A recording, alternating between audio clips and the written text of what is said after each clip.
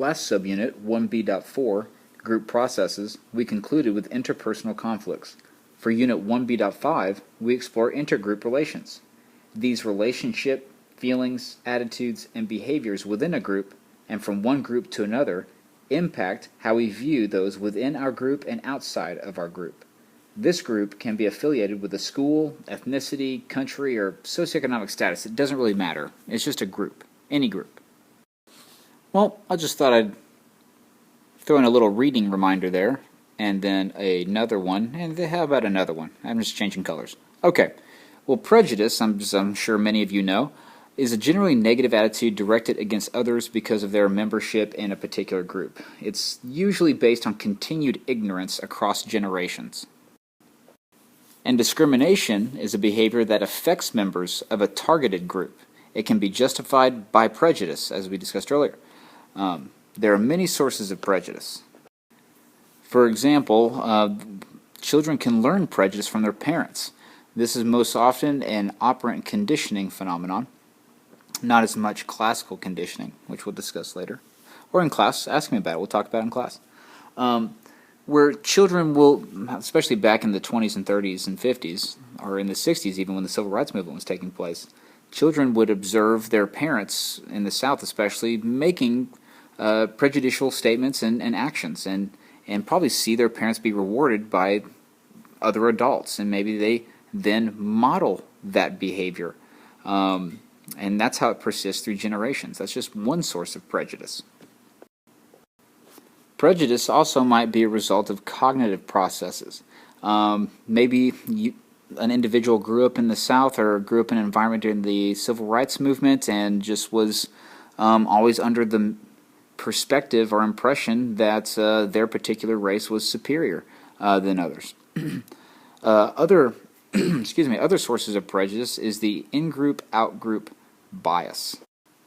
The in-group, out-group bias is another name really for ethnocentrism, where you believe that your group, or whether you're from Capel, or your group being the United States, or your group being Caucasian, or Hispanic, or South Asian, is superior than all other groups. Your group, being the in-group, is typically seen as the good guys, the righteous, the just, and the fair, whereas the out-group are seen as the barbarians, the people to be looked down upon.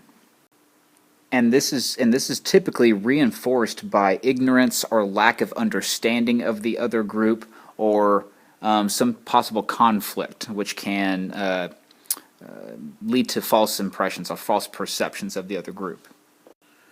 The homogeneity effect is the perception that members of the out-group have more in common than members of your in-group.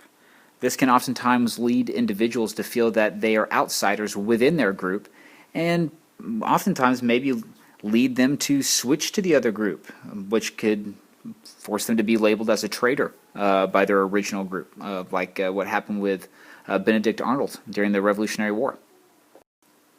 By this point, many of you have heard of stereotypes, and they are usually associated with false assumptions about others, usually from a different ethnicity from our own. However, stereotypes are generalized beliefs about a group of people.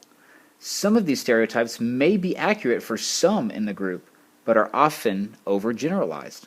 Scapegoating is another term related to prejudice that offers an outlet for anger by providing someone to blame. This term comes from the ancient Jewish tradition of casting all the sins of the village onto a goat, and then casting the goat out of the village, thereby getting rid of the sins.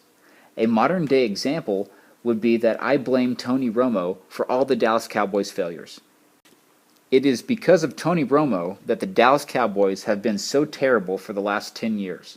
However, the real reason may be, that's right, Jerry Jones. Or is that scapegoating too? Ethnocentrism, as we said earlier, is the act of judging another culture solely through the lens of your own culture.